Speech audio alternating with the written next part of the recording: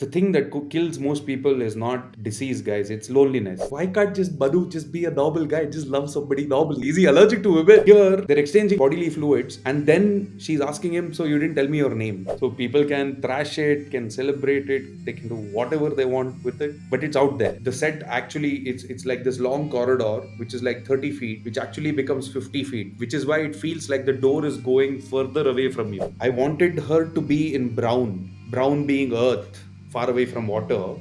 Throughout the film, you see her in a lot of browns. There are too many mediocre things in life. Love should never be one. అందరికీ నమస్కారం. చిత్రాలోచన పాడ్కాస్ట్‌కి స్వాగతం. So, పాడ్కాస్ట్‌లోకి వెళ్ళే ముందు మమ్మల్ని YouTube ఇంకా పేట్రియాన్‌లో support చేస్తున్న వాళ్ళకి చాలా థ్యాంక్స్. సో, వాళ్ళు ఎవరు అంటే Giridhar, Shashidhar, Samagnani, Panyam Praneeth, Mouli Veleti, Rahul Valluri, mister Pink, Sri from YouTube and Rishi and Yashwanth from Patreon. Thank you so much. So we are trying to produce కొంచెం క్వాలిటీ కంటెంట్ ప్రొడ్యూస్ చేయాలన్నది ఆశ. And for that thank you so much for supporting. So episode విషయానికి వచ్చేస్తే, so సప్త సాగరాలు side ఏ episode డైరెక్టర్తో చేసాము, హేమంత్ రావు గారితో. So similarly side B కూడా we wanted to bring Hemanth on to the podcast and he kindly came and we spoke about around 2 or 10 minutes conversation, and it was filled with um, it was filled with technicalities, filled with philosophy of why he wanted to make this film, filled with interpersonal relationships లో what runs in general, అది and దాని వెనకాల ఉన్న సైకాలజీలో all of this and వీటన్నిటితో పాటు Yep. Technicalities, అంటే ఈ షాట్ ఎట్లా తీశారు, ఈ షాట్ ఎందుకు తీశారు, so lot of how they made things happen and why he was doing that, why he was doing this, ఒక్కొక్క డిపార్ట్మెంట్ ఎలా పనిచేసింది. So we spoke about a lot of things and it is till date are best episode. చాలా కాన్ఫిడెంట్గా చెప్తున్నాం మేము ఇది. మీరు episode చూసిన తర్వాత I think most of you will agree. So please tune in and watch this long discussion but a very enriching discussion. Yeah, end వరకు వినండి, కొంచెం ఓపికతో వినండి. అండ్ ఐ థింక్ మీకు పక్కా నచ్చుతుంది, ఎందుకంటే సైడ్ ఏ సైడ్ బి రెండు చూసి మీకు రెండు నచ్చినట్లయితే ఈ ఎపిసోడ్ కూడా నాకు పక్కా నచ్చుతుంది. చివరికి చూడండి. So let's start. Yep. అందరికీ నమస్కారం, చిత్రాలోచన పాడ్కాస్ట్కి స్వాగతం. So today is yet another special episode. Hemanth Rao is back on the podcast. Very special filmmaker. Thanks, Hemanth, for coming back. My pleasure. So today we are discussing side B. So I just want to start on this 2 lines that I just like in my head I imagined. So I think life is like the color blue and the color red. Life is like 2 sides of the same cassette, side A and side B. And life is like the 2 shades. One is a very cleaner shade of the city that is shown in side A, and one is a very brash part of it that is shown in side B. And I was watching one of the reviews of one of our Telugu reviewers, Ragadi. So at the end, he says that uh, when you remove hope from life, then time doesn't have meaning. So side A and side B does that to you. I was very I told in our initial podcast to Hemant that why do you do this, Hemant? Why do you scare the hell out of me? And he exactly does that inside me to you. He shows how life can be harsh at you and you have to take one step forward. And so to be honest, for the first time when I saw it in theaters, I thought side B was I like side A more. That is what I would say. And then I saw the movie again today, and I was blown away. I was not sure how many details I missed when I was watching in theater. I was blown away today. I just messaged Prithvi after watching ki, this is some next level cinema. How did I miss? And he was like, I was telling you from right then ki this film is very very good. So that I'm in that high right now. That whatever side we gave to me. So thanks Hemant for that. I think we can have. I can watch it multiple times, and I think I'll get multiple layers. Like whatever shit I was speaking for last 2 minutes. I think I can speak more of that if I see the movie more times. So thank you for side B and side A as well. No, means a lot. Yeah, It is I mean it's a common thing. There are a lot of people who have sort of had us who reacted that way. It's not that they didn't like the film, it's just that it's so tonally, structurally different from side A, and right, goes into slightly unexpected places. right, So they liked the film, but they were like, we didn't, this is not what we sort of expected. Or and it is a very um it is I feel something that comes with making a film that is two parts or three parts. There will be comparison. There will be characters that sort of grow in the audience's mind a little more than you intend as a filmmaker. There's interpretation, there is expectation, and there is story building that is not in your control, Hmm.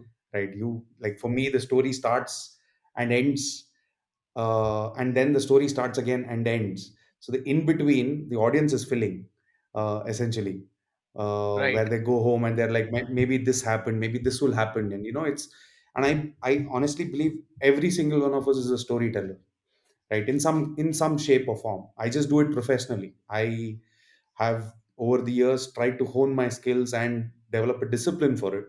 But if you look at it from a purely uh, evolutionary perspective, human beings are Right. storytellers in terms of how we true, how we lead our lives, true, everyday lives.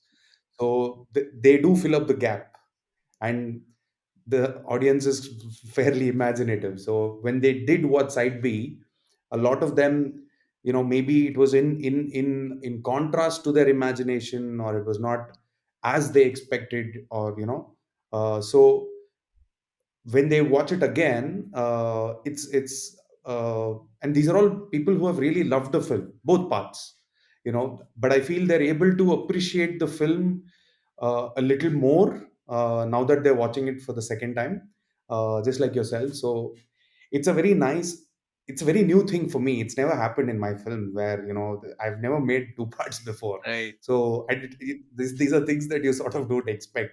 So it's nice that people are discovering your film in different stages, and it's a very interesting experience as a storyteller for me to go through that.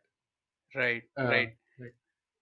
Yeah, So one and thing about storytelling that I mm, just clicked is, so we have this thing called Chinese whispers, right? Where this when we are saying a whisper from one person to another person, the entire story changes. That is basically storytelling. Changes, They are adding their own yeah, flavor and own story to it, and the yeah, entire story changes. So in that sense, all of us gossip, and all of us are in some part storytellers. yeah, yeah, yeah.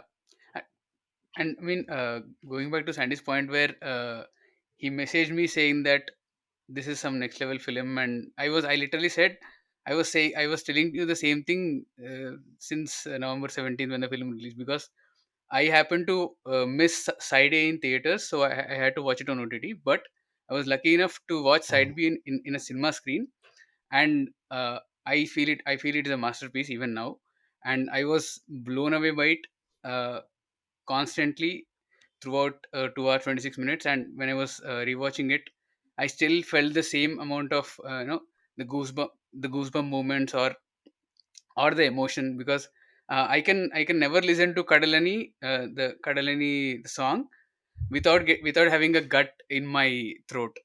I cannot. So that this will be a lasting impact, because I know I keep revisiting the song again and again, and Olave Olave also. So both these songs. So I know these impacts will stay with me in the similar way. Manu is going to stay in that ocean, thinking about Priya's song in his heart. So yeah, thank you for making this film. So thank you so much. It feels really nice. I mean, it's that's all you work for, Yeah. that to create that thing. Because I'm a proper film, like a proper cinephile. I've grown up on films. My worldview is shaped by films and shaped by stories. And I am somebody who believes that one piece of story or one piece of cinema can change somebody's life, and it's happened with me, right? So to even hear that a piece of cinema that me and my team has created, and it where people are saying that it is something that is very dear to me, and it is like Right. to a fellow cinephile saying that is very nice. It feels very satisfactory as as a purpose. Right. Right. And coming to, so I was just, so the arc of Manu and Priya starts with Kadali and ends with Kadali from the first part and the second part.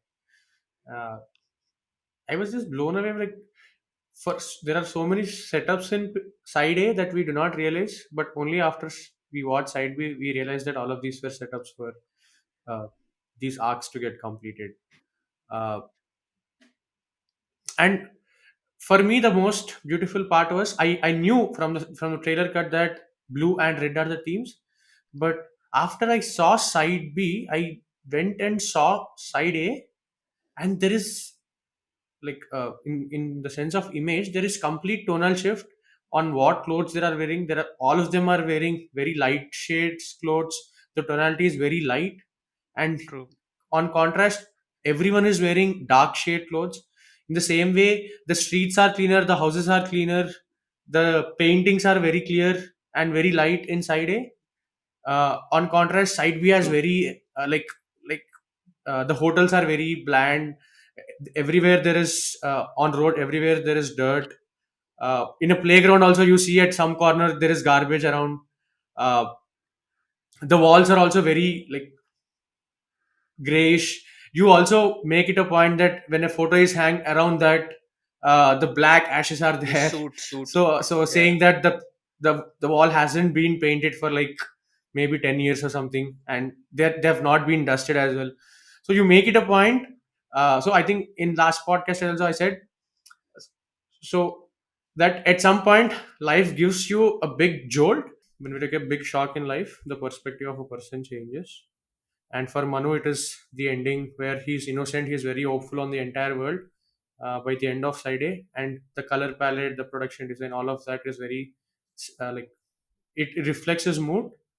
And just after he comes out of jail in side B, everything changes, from his hairstyle to having garbage on streets, on a bridge that is a foot-over bridge.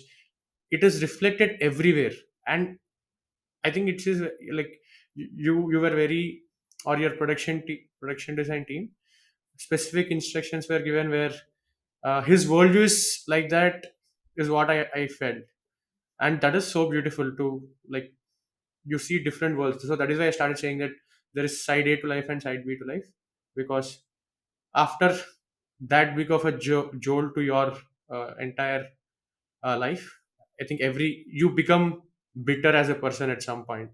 I think, I mean, this is a very bland statement, I think, but most of the old people are very bitter, very sour. I think maybe that one of the reasons is because they have seen a lot of life, lot of ups and downs. uh, yeah, it felt very wonderful when I realized that side A was, all of this was planned while side A was being shot and edited, and how the music is treated, how the edit is treated. And I understood all of that when I saw side B, and the difference in tonality, the difference in approach towards the entire movie. So I was blown away seeing all of this. No, the thing is, see, I'm glad these details are being picked up. But what happens is that you know the viewer consumes the film in one go, right?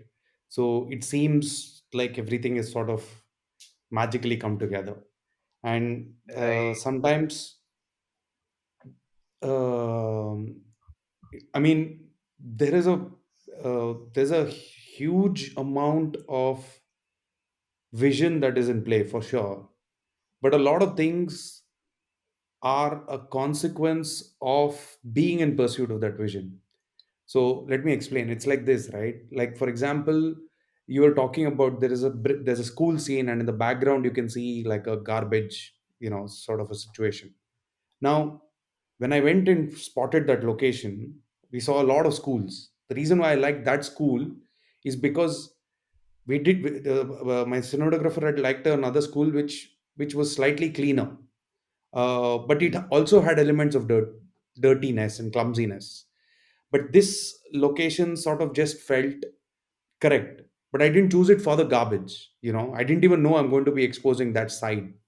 But the thing is that there is like a certain uh, like a 10 commandments sort of a situation happening inside you with regard to the vision of the story.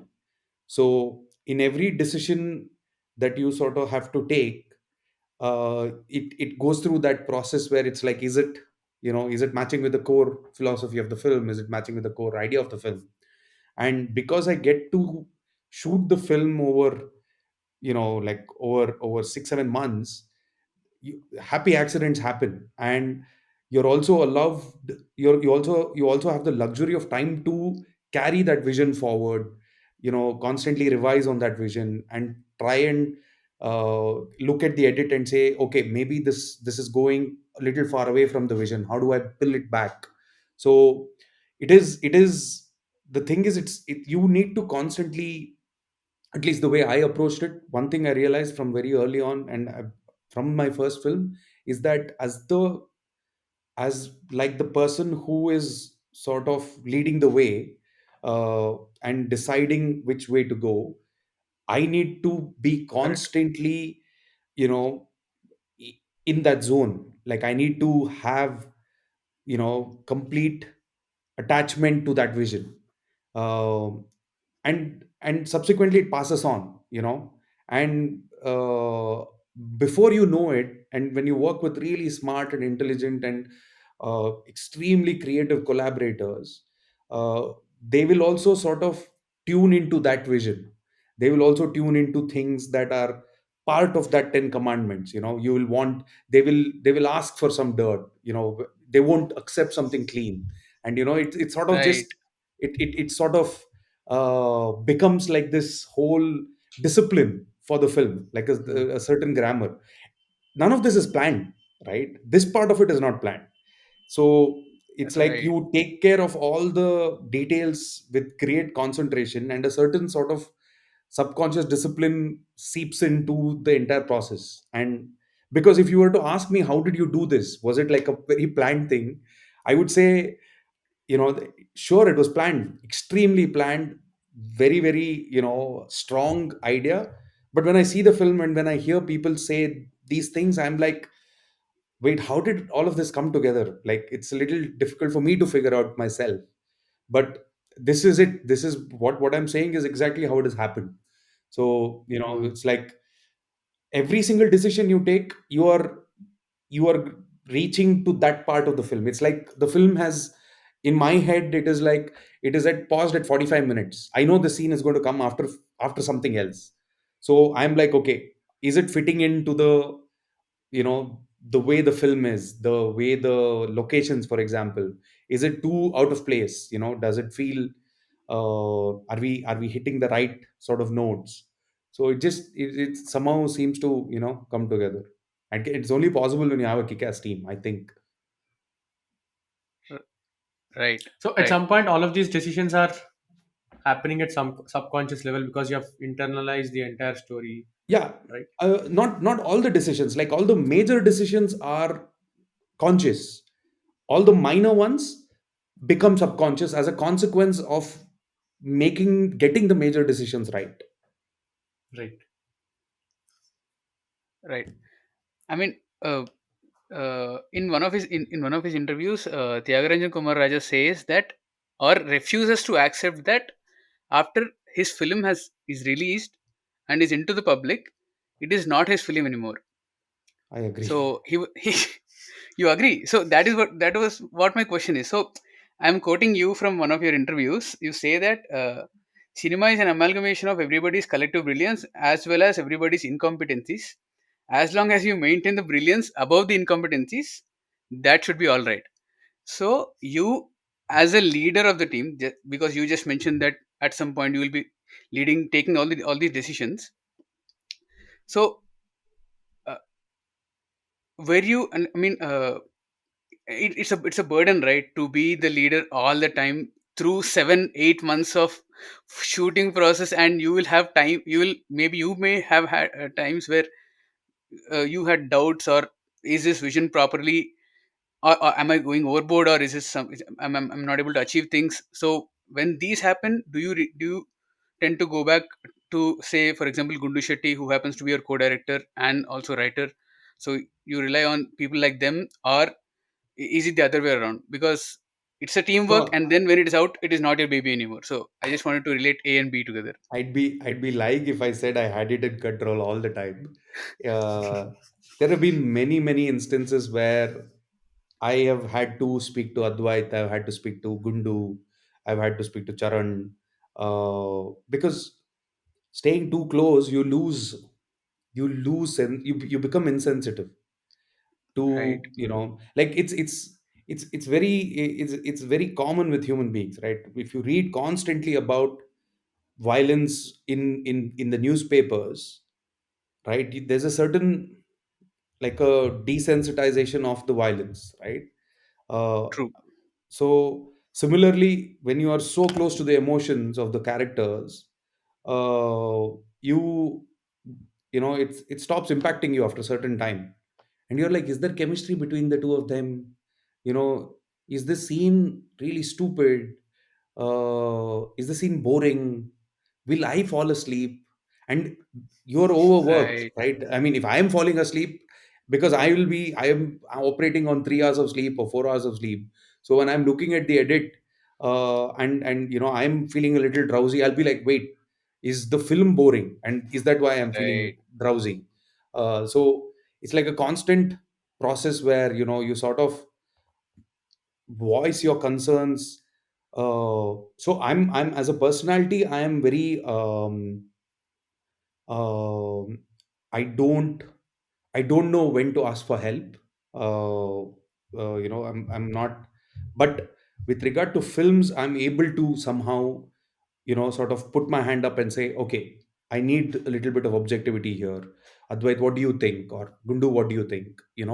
And talking to these people, I feel safe because there is a certain safe environment where there is a certain trust, where I know that, if I were to be vulnerable with my fellow collaborator, they wouldn't use it against me, right? They would understand where I'm coming from, and they would in their casualness sort of give me comfort. Like when I discuss the same, when I s- it, and it happens at various stages. It's like the longer the film, the closer the film is to release, the less you start feeling, Right. in a very weird way. And then just when the final film is ready, you feel everything all over again, like how it was for the very first time, because it's everything has come together. So it's Right. like a roller coaster of emotions. So I have the privilege of having a fantastic team that I can sort of fall back on, and it's not something that I take for granted. It's not, you know until unless I am unable to deal with that pangs of anxiety for a couple of days and it persists, then I go to my fellow collaborators. It's not like I pick up the phone every time I feel like I have an anxiety attack, because it's important to sort of find a way to control it internally as well, because any good day lasts 24 hours, any bad day lasts 24 hours. So I always try and see if I have a different perspective the next day. So that's usually how I look at it. Coming back to what Tyagarajan Kumar sir said about the film not being mine after release, I agree. After release, until the point of release, the film is my baby. After the release, it is no longer mine. I don't feel any ownership to it. I feel a large amount of pride. I feel very, closely associated with it. But I know that it is not mine because the way people interpret the film is completely independent of what I have done in that 2 hours 42 minutes, or 2 hours, whatever, 2 hours 22 minutes, right? Right. So somebody might see something that is unintended and be like, wow, this is so brilliant, or this is so stupid. And it develops. I think in Mank, or one of, I think Mank, if I'm not mistaken, there is a very beautiful sequence where a Hollywood studio executive talks about films, and he says it's the only business where we don't we sell a product and the audience takes something totally different from that product, and Yes, yes, nobody Right. has any control on this, yes. right? That is the it's like it is the most weird thing. You sell a story for 2 hours, somebody might go, change their lives because of that film, right? They might change the hairstyle, they might change the way they look and dress. Right. They might go and talk to that girl that they've been talking to for a while. Mm. But this film gives them courage. Their life alters because of a film. That is not on me. That is not my intent, right? So it is beautiful in that sense that the film should become other people's. It's not mine. So people can thrash it, can celebrate it, they can do whatever they want with it, but it's out there, right? It has a life of its own now. Right. So, uh, Right. so now I understood why filmmakers say that films are their baby, and uh, they feel extreme amount of pride, because, like, let's say a parent can't own It's everything human. an Yeah. offspring does, Yeah, but whenever they do something amazing, the feeling that they have is of pride and nothing else, yeah, right? It might be because of their parents, it might not be because of their parents, the child's achievements, yeah, but the feeling of pride within a parent yeah, is never going away. yeah, absolutely. uh And even if some if yeah, even if the kid does something really stupid, yeah, right? right. You don't disown the kid. Exactly. Right. Right. Exactly. True. Yeah. So True. yeah, it is babies. Nice. Yeah. Yeah, I feel too old now. We'll come back. Yeah. So, uh, uh, and the interesting, just like, so I'll get to my question. So, the interesting point that I found when I was rewatching the film is the forgetfulness of Manu as well as Soma about taking revenge on people that change their lives. Literally, Soma says that, oh, I forgot to take revenge on you. And Manu is not reminded of the person that betrayed him, the family that betrayed him, until Prakashanna reminds him, oh, when they are in a drink, when they're in a state of drunk mood, that is when Prakashanna even reminds him. So, the for like 10 years he has been wronged by a person because of his own greed or his own mistakes, whatever that is. But he will, I was surprised, or surprised at the fact that he doesn't remember or doesn't want to take revenge. Or how does it play out in these people? Or is it, how do you think about that aspect? It reflects in Soma as well, right? So Yeah. So for me, I sort of looked at it from the perspective of, you know, if you look at Soma's character, let's start with Soma. mhm. He's the kind of a guy who, would like to trouble the ant in front of him, right? He's not going to feel bad if the ant goes away. He'll find another ant, right? So Right. he it's not a thing where his urge is not being satisfied. But the difference is that with Manu it is special because there is something that Manu has gifted him because of the previous thing. He's taken away his hearing with the whole, him Yes. destroying the tape recorder, and Manu sort of giving him his just desert and sort of taking off his hearing. So Yes. there is a certain um, there is a certain special place for Manu for sure. But what I wanted to sort of play on, especially with Soma, is that even for somebody who has been wronged, even for a guy who like Soma, who has been wronged, life is still happening to him, right? right. Right. uh, it would feel very. unnecessarily cinematic if he's like sitting in one corner somewhere and thinking, oh, I'm going to take revenge on him. You know, it's it's like a bully who gets hit on the face is not going to stop being a bully. He's going to find somebody else to Hmm. bully. But Right. Hmm. if he ever comes across that person again, it's like a complete can of worms, right? It opens up. It's like something that simmers back, and then you want to revisit it.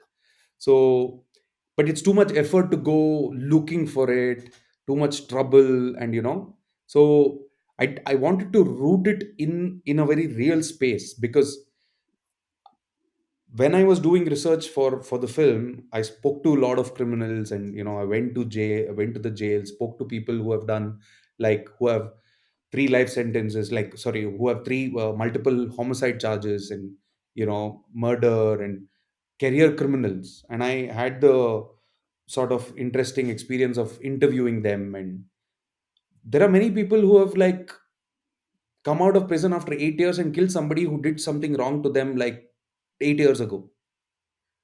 They could have done it 8 years back. It's just that Mhm. they didn't find the right opportunity.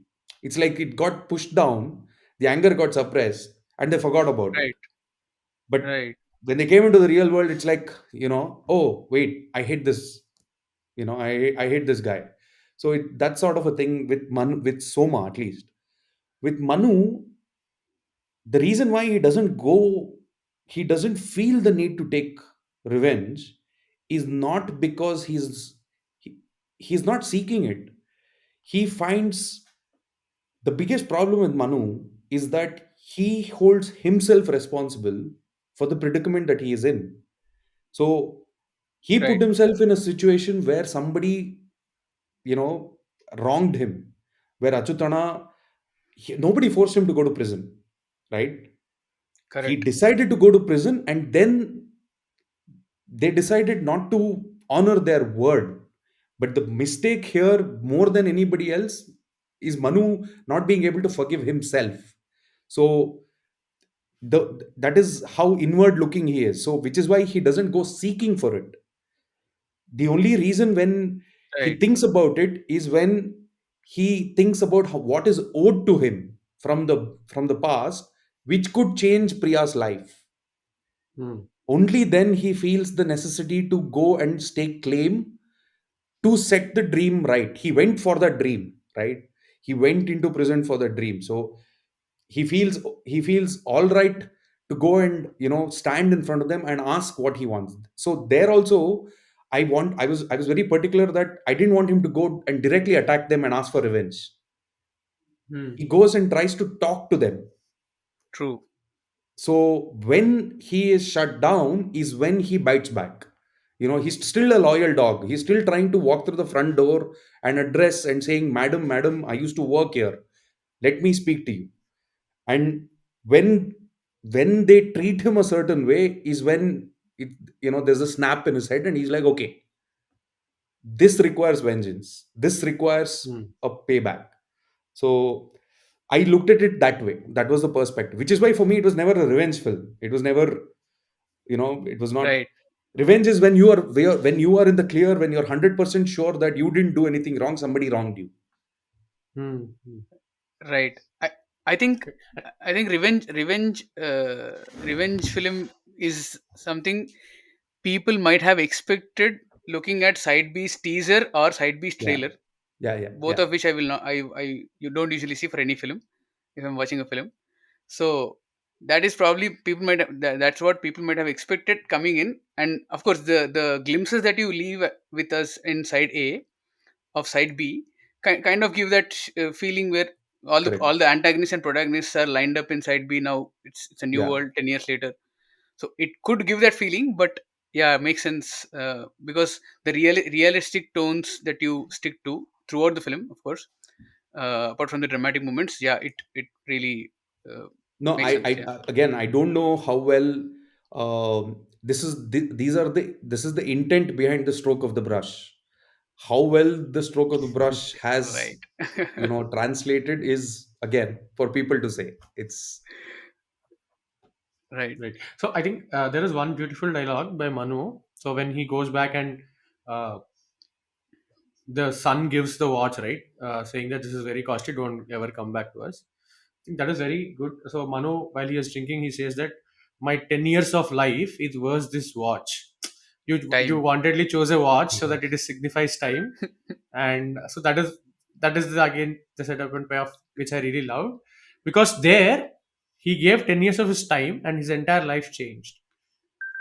He gives a watch back, which signifies time, but he doesn't value time there. He values money. The owner who gave the watch back to Manu, he values money there. Yeah. Uh, so yeah, I really found that interesting. Uh, For me, it was like, I, it's, it's one of those things where you're like, okay, I'm going to have fun with this sort of a Yes. thing. So, yeah, yeah, uh, it just, and I kept thinking, is it too on the nose? Is it too obvious? But I was like, fuck it, it's working for me. It's giving me thrills. Let me do it, sort of a thing. So, Yeah. I wanted to, for me, that is essentially what the film is, right? It's about examination of somebody. Two people can be in love, but not at the same time. That is often the most tragic thing. The, Yes. even even in a very even in marriage, two people can be in love, but at different times. The husband can love the wife a lot today, but the wife could have loved the husband 3 years ago. It's usually what happens in relationships. So for me, the fact that Manu has been trapped in a space that is sort of condensed time, and Priya is out in a space where time is flowing, and they get to right, sort of come together. So time was a factor in the sense of how I wanted to exactly, examine the story. So right, in fact, when Surabhi gives him a clock in the clock store, if you Yeah. actually observe the frame and even the sound design, the clock yes, behind Manu are all stationary. They're not working. The Right. clock behind Surabhi, all the clocks are ticking. Or ticking. Yes. So Yes. Yes. when Surabhi gives Manu the clock, he says, it is working. That is more than enough, you That is. know. So his time sort of starts then. So he's stuck. His like it took forever to get that every clock at 10:10 and all the clocks on this side. And I was like, okay, how do I convey the idea? When I expressed this idea to Raja Krishnan sir was like, nobody's going to understand this. Trust me, nobody's going to understand. You'll have to tell people that you have done this. It's a great idea, but nobody will understand. And it exactly played out like that. Nobody has noticed it. So I'm like, okay, wait, I will explain. This was the idea. So, yeah. Right. right. Very, very interesting. Very interesting. And I think, Stanley, yeah, you're saying something. Yeah, go on. So it's great. It's great when you tell the exact statement that time was static for Manu, but for Priya it went flowing, because so Priya, a lot of life happened. She married, she had a kid, and they saw success and then failure. And in a way, Priya adjusted to the fact of, I wouldn't say fact of life, but the nature of life, that it has to move on somehow. Yeah. And Yes. she has moved way forward. But for Manu, since he's blaming constantly himself for all of the problems that Priya is also in, so that is why he becomes the like the savior of the See, family, quote unquote, which he right. does, but it destroys him at the end. And he's actually stuck in the tape recorder only, if I'm not wrong. Correct. His his comfort is tape recorder. His sadness is also tape record, the Correct. cassette basically, Prisoner. He's a The and prisoner dream. to The he's it. stuck dream. in the tape recorder, Yeah. Yeah. and that is what breaks uh, Surabhi at the end. Yeah. I am just I am just a piece for you. There is no heart. Yeah. Even that Manu realizes afterwards that he also had a heart, but he failed to recognize it because he was busy in his head. He was Yeah. still stuck. Yeah.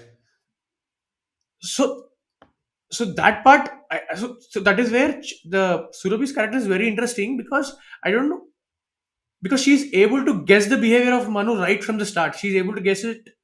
So she's able to understand Manu way more than Manu understands himself at that point. When the first time she meets, she asks Manu, saying that, who were you imagining, because your eyes were closed while you're having sex. The second time also, they go to a theater and she's very differently. Like she's like, I'll give you money to come to a theater. So that concept was very interesting because in Japan there are actually loneliness. Like people play and pay and go to for companions and No, all. it's apparently. Sorry to cut you short, but while doing research, I like grounding my stories, especially if I'm trying to portray the story in a real world. I like cross verifying, trying to see if I'm not recycling cinema, right? Because what happens is that there's a certain prostitute character that cinema has shown you, Hmm. but that doesn't really exist in real life. It's just a stereotype that is sort of, it doesn't it's like it is suspended in ether. It has no legs. So Right. I was scared that I was going to be doing that, so I was like, I need to ground it into some reality, which is why I need to do research and understand this world that I'm trying to project. So through an NGO, I and Guddu, we went and interviewed sex workers who work on hourly basis, who work at the very lowest strata, at bus stands, and they operate like that. So the way she stands in the public, her introduction shot in the bus stand, there's a dupatta that comes out from a top angle shot. That's usually how they sort of call for customers. They blend in. They feel like they're get their weight. They look like normal people who are ready to go to the bank or some job, but it will actually turn out that they're sex workers. And they just stand and just make eye contact. They don't, like in the films, they don't come and like show cleavage, or they don't act in a sexual way. They just look and they smile in a very very subtle way. And I've seen it. I've gone to Majestic to study it from a distance to see if I can spot somebody who's a sex, who's a sex worker. So, and I when I spoke about this thing of, I asked one of the sex workers, if one of the ladies, that, do you often come across people in my story? There's this thing where the character does, where he doesn't want to sleep with her, but he just wants to take her out for a movie. So there were six women in the room. All six of them are like, yeah, it's very common. People just, it's not about sex. They just want, you know, Companionship, some kind of companionship. companionship. And the thing that kills most people is not disease, guys. It's loneliness, right? Ultimately, like, it's we don't attribute it a certain uh, a certain shape or form, but there Hmm. is a certain loneliness in the world that is rampant. Very few get the privilege of finding a companion. It could be through a friend, or it could be, it could be somebody from your same gender. It doesn't matter, right? Somebody that you can feel connected to. It's a very rare thing. People don't appreciate it enough when they have it. So Hmm. when I heard this, I felt very like, okay, it's rooted. It feels real. So that's how that happened. But anyways, go on. Sorry, you were talking about how uh, Surabhi, when he says he wants to Yeah. go and watch the film, she feels more Yeah. experienced. I think that is what you were trying to insinuate. Yeah, and then in the following scene, she also says, I am not sure if it's in the following scene or the previous scene. She also says that people here uh, don't come to feel love; they just come to make love, something on those lines. Yeah, She yeah. says this People dialogue. don't come here to make love, they come here to have sex. Yeah, That is in right. the first Yeah, scene. Yeah. So in a way, she's trying. I think she understands Manu more, but Manu fails to understand what Surabhi is trying to yeah, do with him, yeah, because for her, it could be he is just another customer, yeah, but that is not the case. yeah. Yeah. No, for me, the thing that And was very interesting about their relationship, which I found fascinating to write, is that if you look at it from relationships and how men and women, or generally partners, right? Again, whatever orientation feels right to you. Whenever you see people find their partners, there is this whole sort of dance, like how birds and animals, and there is this way to woo the other person, impress. It could be through how you talk, how you dress, and right, where right, you take them Right. out for dinner, and there's this whole show that you put on. a lot of pretense, which you try Hmm. to Hmm. hype up the best parts of you and hide the worst parts of you, right? And slowly, as the relationship progresses, there's an equilibrium that is reached where the person is like, okay, you're not all that was promised at the beginning. There are some defects, so that's usually how relationships work. So Right. what Yes. was very fascinating is here are two people who are getting into the act of the physical aspect, which usually is probably the last step in a normal situation, right? Right. Right.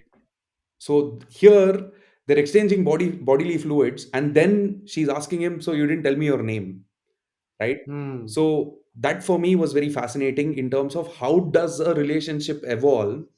Uh, so if you notice, there is a certain truth in the way Manu speaks to her. He says, Right. True. you know, maybe I didn't like your face.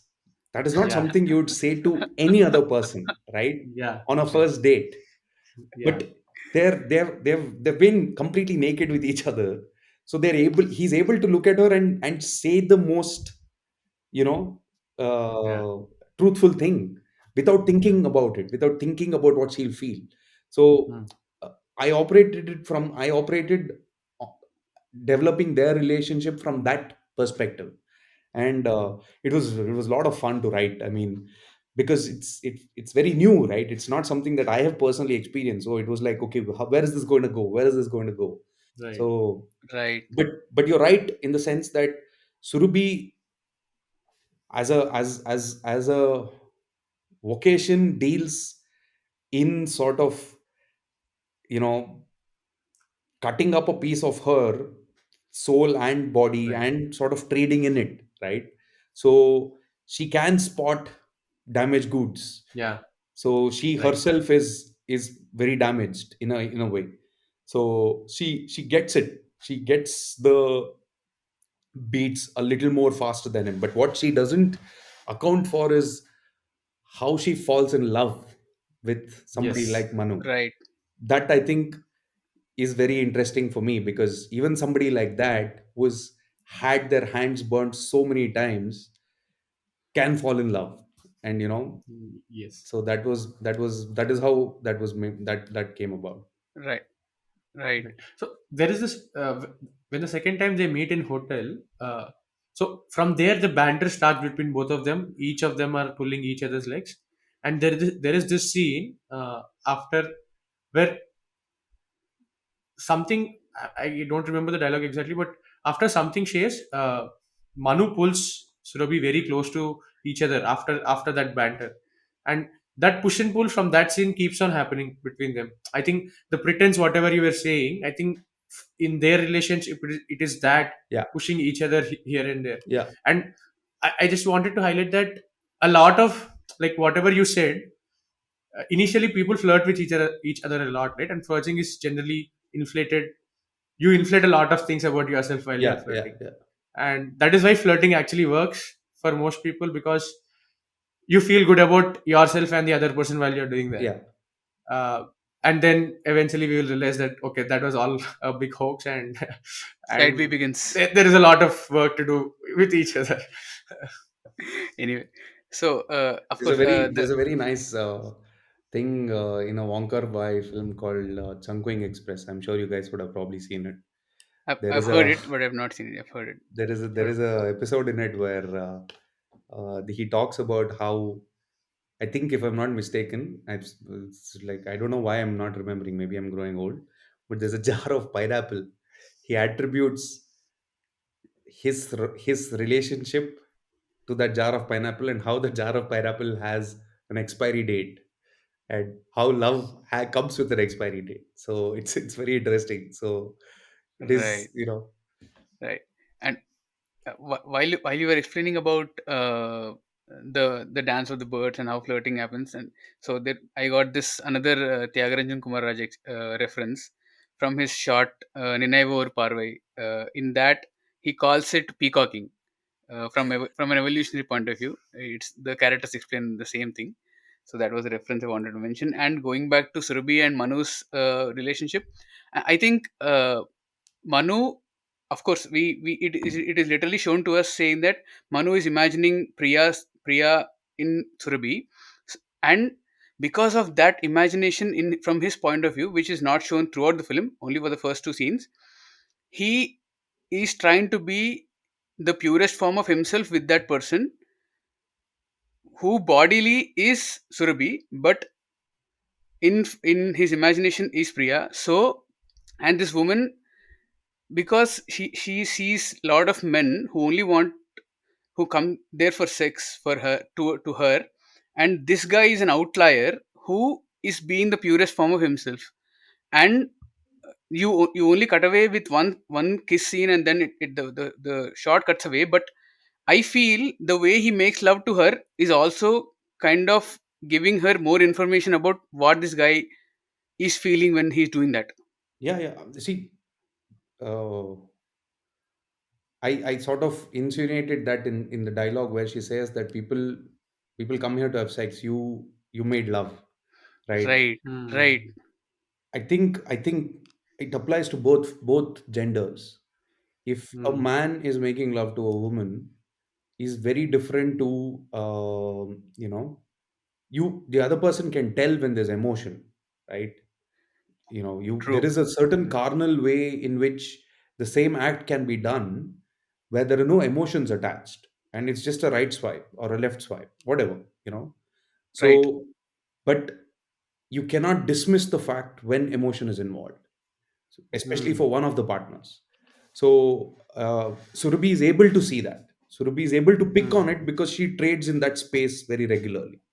And Right. when somebody is treating you a certain way with a certain, making sure that you are involved, making sure that you're comfortable, and he's looking out for her. He asks her, do you want to go watch a movie? He's valuing her time, and he asks her, what did you want to become? Who's probably Hmm. nobody Hmm. has asked, Hmm. Surabhi, that in a very long time, as to what is it that, True. okay, you're a sex worker. And when she's trying to justify and says, my mother, my sob story, he's like, I don't care. I'm Hmm. not going to judge you. So I am accepting you as you are. So that is the most endearing thing for Surabhi in Hmm. my book. That's the reason why she feels Manu is different from rest of them, because he's able to see her as a human being, as a person.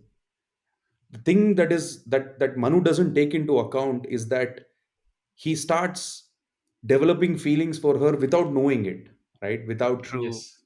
True. And that is where it is like a trap. He doesn't want to wrong this girl now.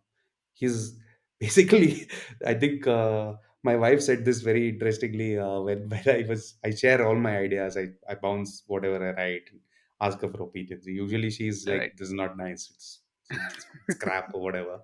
But it's a very nice discussion that usually happens, and I'm very thankful for her involvement. So in one of the things, she was like, "Why can't just Badu just be a normal guy? Just love somebody normally. Is he allergic to women?" So it was. I mean, he falls in love with two people, and he almost destroys two people's lives. So Right. it's his Achilles heel. Right. Right. Okay. Right. I'm going to delete that description from my head, and I don't want to so, look at a side B like that. But yeah, go on, Sandy. so there are these. So initially, between Manu and Surabhi, in both the times in the hotels, there are these mirror shots that Hmm. happen. Uh, I was not able to infer what these actually mean. And part two of the question, this might be completely unrelated, but I just wanted to ask before, because people will find it interesting. So Mani Ratnam sir is like, he's very famous for all of these mirror shots, and you said that he's one of your influences. So is there any relation to that? No, no, no, no. I don't think I've choreographed a single mirror shot consciously, uh, because Mani sir has done it. I'm massively influenced by his work, by his cinema. But for Right. me, I like using elements within the framework of the world which can reflect the state of mind of the character. So there is a Right. certain duality to Manu in the sense that, Hmm. especially when the girl is involved, you know, Hmm. True. is when you see the mirror primarily in the film, like from the first shot where you see her singing. um the shot, the first time you see that, like that infinite reflection where where he kisses Surabhi and the sort of camera fades out, that is purely down to Advait's sort of genius, because I wanted to show the sexual chemistry between them. I wanted to show that there's an act of sex that is going to happen without it being a kiss. I wanted to do it in a very aesthetic sort of a way. So the idea of the infinite reflection, and how to do it with the placement of the mirrors, that sort of came from Advait. Uh, but the idea of it was there in the script, where it was there at the script level itself, that Manu, after sleeping with Surabhi, is sitting and he's sort of looking at Hmm. himself in the mirror, because he's like, what the Yeah, hell yeah, did you definitely. do? You shouldn't have done this. He feels guilty. He feels like he has wronged, this whole thing of true love that exists in a very Indian context, because we learn more as young people, as men mostly. You learn about love first and then about sex. So Hmm. very rarely do they meet on the same bridge. Many times they meet, people understand the concept of true love and sex 2 years after marriage also sometimes. That is unfortunately how we are taught.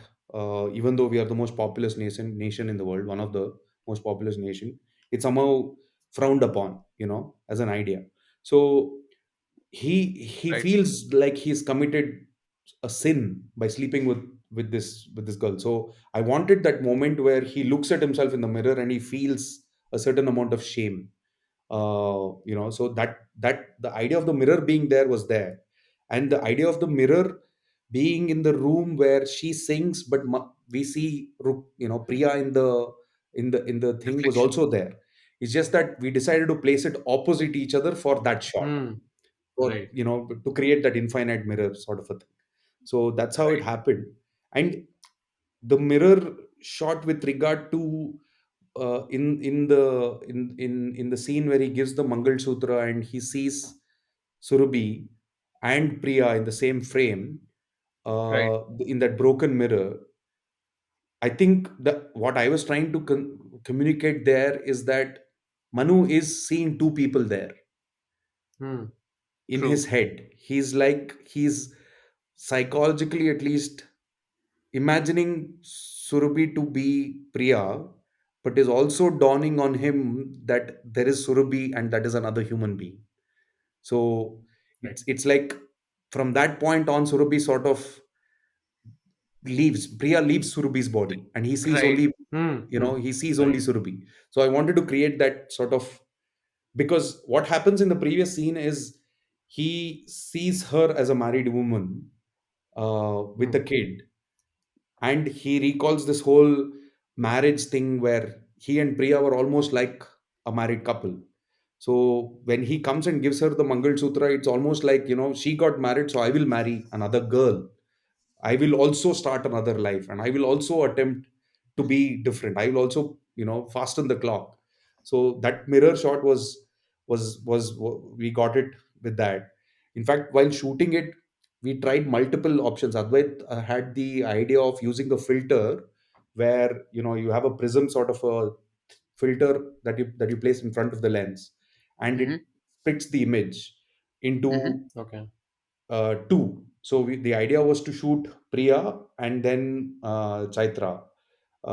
We tried it also, because Advait was like, let's see how this works. But for me, right from the idea of the shot, right from the idea of the inception, it was always a thing where the same frame, the same face has two halves.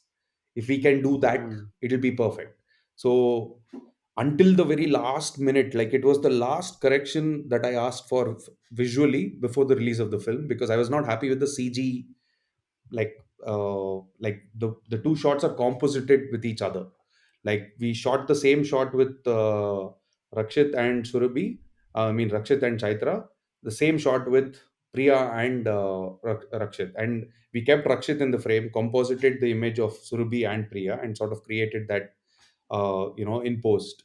But it was not looking nice. It was not looking like the same face that is split across two, because Mm. what had happened was the speed in which Chaitra had reacted and the speed in which Rukmini had reacted were different. Right, right, So right, right. so we had to slow down one of the shots and find the right speed to get that effect.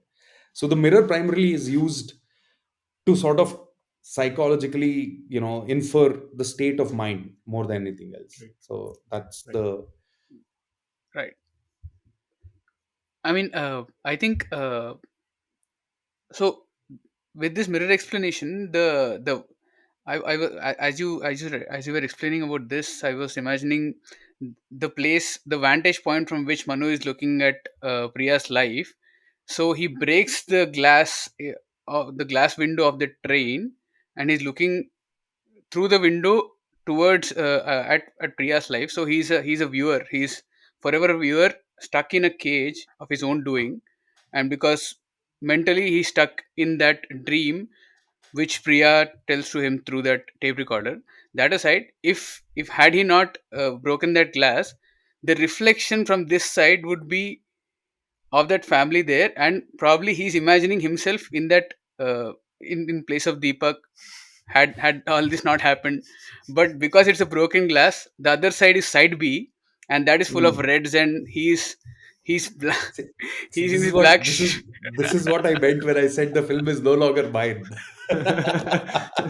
Prithvi has gone somewhere else. No, no, but He's it's making good. it It's somewhere nice else. to hear this because Yeah, yeah, it's good. It's good. it's It's like good. Yeah. it's like oh, interesting. That's Mm. uh, Right. I mean, I was as you explained about the glasses and mirrors, right? I was making this theory up because of course, there is a shot at almost before the climax starts, almost before Soma is out of jail again. Uh, Manu is looking at the three of them in the at the beach, and he is on the other side. There's this glass in between, and there's a reflection shot of him looking at yeah. them, right? So this kind of gave me the theory of this that I just spoke. So, and that was a great shot. I absolutely love that shot, and I don't know how you achieved it. I mean, No, with that the was cinematographer. it was some of the circus that we have done to get some of the shots is just when I think about it, I'm like, how fucking stupid are you? Like, where it's like if I did have a producer like Rakshit, I wouldn't have done half the stuff. It's just you need somebody like him to make a film like this.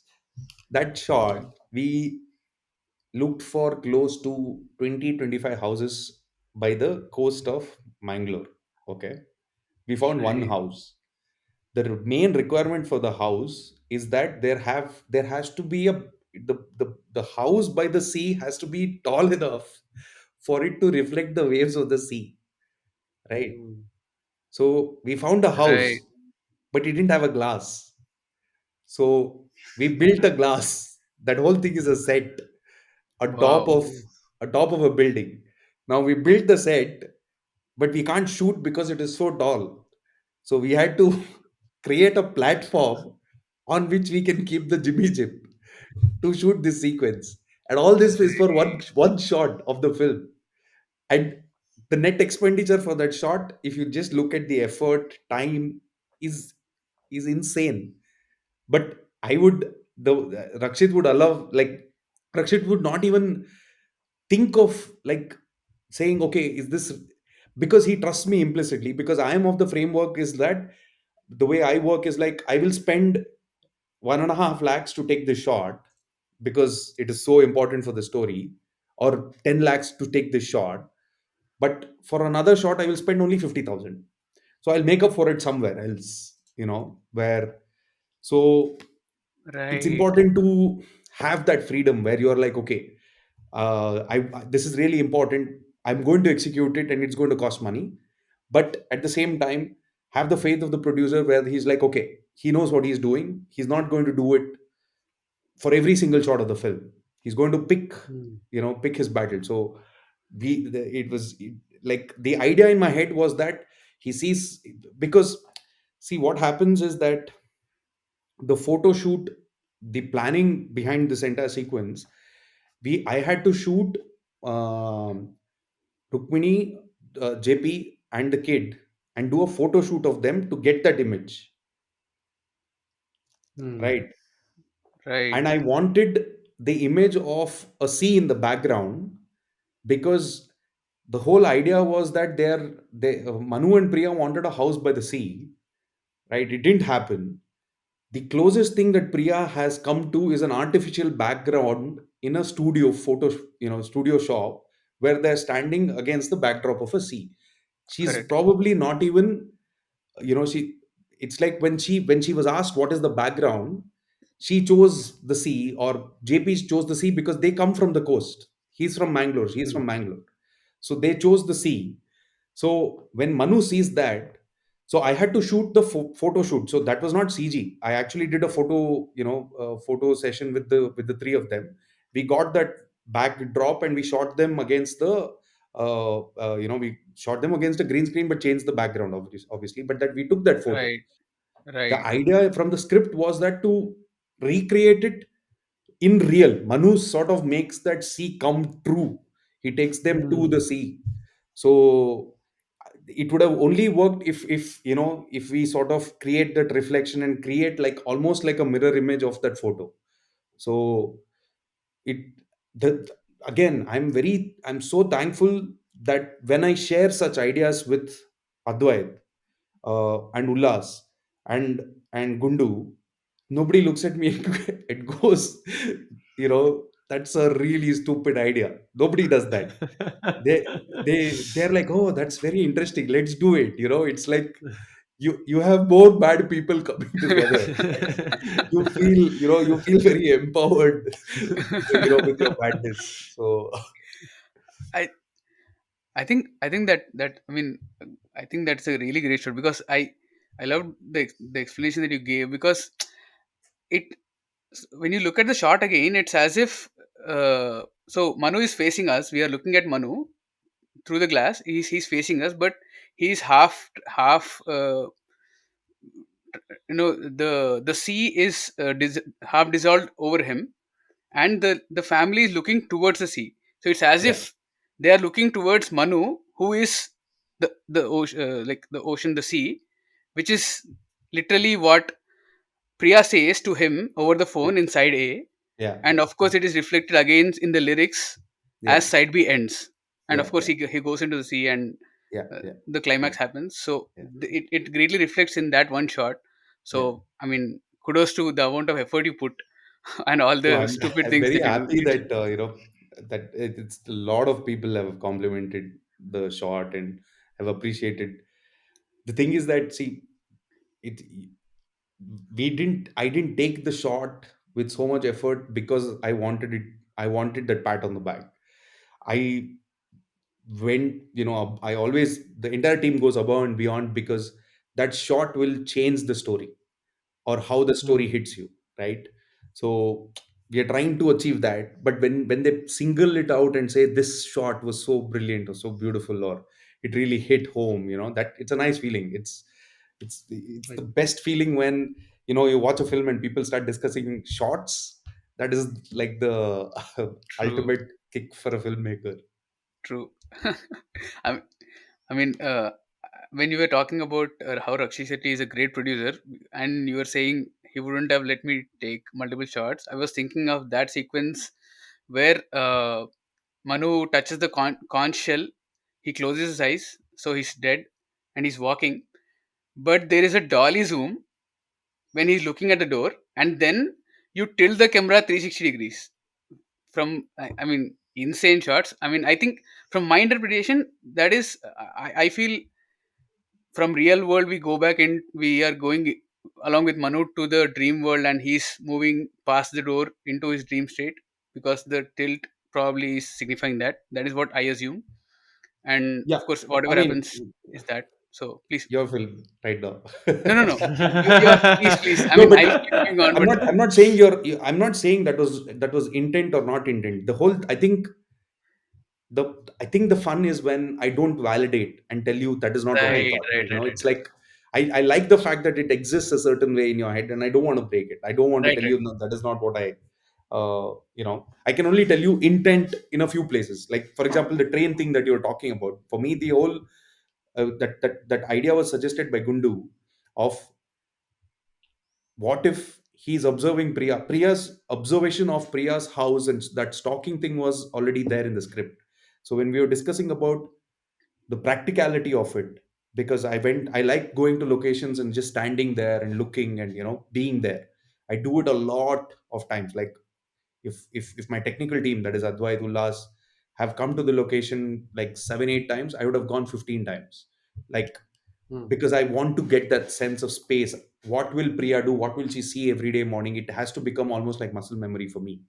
So the fact that there's just a man standing and just sort of looking in the dark feels very creepy. It's like somebody else Yes. would spot him and be like, what the fuck is that man standing there and doing from that day? Right. So we needed a sort of enclosure. So that's when Gundu was like, what if it's a train, uh, uh, a bogie? And Right. it instantly fit for me because a bogie is supposed to be moving constantly, Hmm. Hmm. part of something that is Right. moving. And and it is like a broken down bogie which is not moving, which is stuck. Abandoned. It is Right. abandoned. So which is very similar to his life. And the Hmm. backdrop of Hmm. that building, which is incomplete, it's like tailor made, so Right. Poetic for yeah, sad yeah, Manu's life. But yeah, that was the inference of the bogey. But with regard to the what were we talking about? I got lost. Sorry. I We're mean, talking I was mentioning about. about the shots earlier, Oh yeah, not yeah. about. The climax. The thing about the the set, which huge credit to Ullas. Um the last shot, when Manu collapses, and there's this contra zoom where you charge in and zoom out at the same time. The set, in Right. fact, was built to expand. It physically expands. Oh So wow. yeah, if you pay attention, I'm planning to release a video of how the set worked, and Hmm. how the shot looks, even with the restaurant where the wall opens, right? How that was Right. Right. Right. built. It requires a lot of engineering sort of know-how and design to get something mechanical of that size and weight to interact physically. It's very difficult, and to do it so smoothly. So huge credit to Ullas, for that, because the set actually, it's like this long corridor which is like 30 feet, which actually becomes 50 feet, which is why it feels like the door is going further away from you. So you can see the walls sort of extend in the shot. Right. Impressive. I mean, Literally. because even the hotel, the restaurant shot was also, everything was mechanical. The set. Yeah, the restaurant wall, we firstly we went to a sea which is, people are not allowed, right? It's a virgin beach, and it's very close to like a one of those eco zones. It's not in the Hmm. eco Right. zone, but close to the eco zone, so it's very difficult to, there's no roads. So we had to find a way to take everybody to that place, and then they had to build like a platform and build a wall, and that wall had to physically, it was made into four parts, like this. And there Okay. was a mechanical lever that when the four parts open together, so there were Hmm. three people operating it. uh, so He was like a kid in a candy store for many of us. Even me as the director, even Rakshit as the producer, we were like, whoa, it's we were like, do it once more, like just to see how it opens. It was like that. So that is awesome. I mean, those are days when you just go back home and you're like, I have the best job in the world. Right, Feels good. right. Right. It was such Like, a great idea. It was and such a great idea. Yeah, Sandy. like earlier, Prithvi mentioned that uh, like Rakshit is seen like from the window when Manu is seeing, he's seen through a cage. I think whenever Manu is seeing Priya, there is a cage Yeah, or a barrier. So every time he's seeing Priya, we see that he's still stuck in that yeah, prison while yeah, he's yeah, looking at Priya. And you make sure that almost all the shots where they interact or when Manu is yeah, the eagle's view, he's viewing that through a cage. Uh, that was one thing I found. Like I rewinded and checked. Okay, is this being consistent? And yeah, then it was consistent across the movie. Yeah. And even And in one or two other shots where we get a close up of Priya in her in front of her house when as soon as the goons leave at the night, and you sustain the shot for a few seconds, and I was wondering why is this shot being sustained, but when I looked at the top corner, the bogey was also visible, and Manu's face was visible at the window, and then you dissolve onto Manu's face. I did not notice that when I was watching in the theater, but later when I rewinded back and said, "Oh wait, Manu is actually watching her," and it is as if two people are yeah, framed in an OTS shot, and he's looking at her now. He's going to console her or whatever. But yeah, yeah, yeah. I mean, I'm it's I'm I'm a very difficult big to fan of frame. very well made dissolves, like, because if you observe the history of cinema in terms of how transitions have evolved, dissolve was the only available option. If you look at any of the Right, films from the 30s and 40s and 50s, it's like the sun is setting for 3 minutes, and then the night scene opens.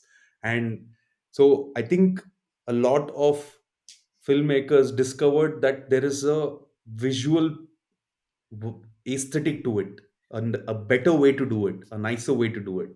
And I've always loved, it's that shot was almost like a homage to all the black and white films that I've watched, hmm, on my laptop at home, just lying down with the laptop on my chest. you know so right, I've it's all subconscious, I suppose. right.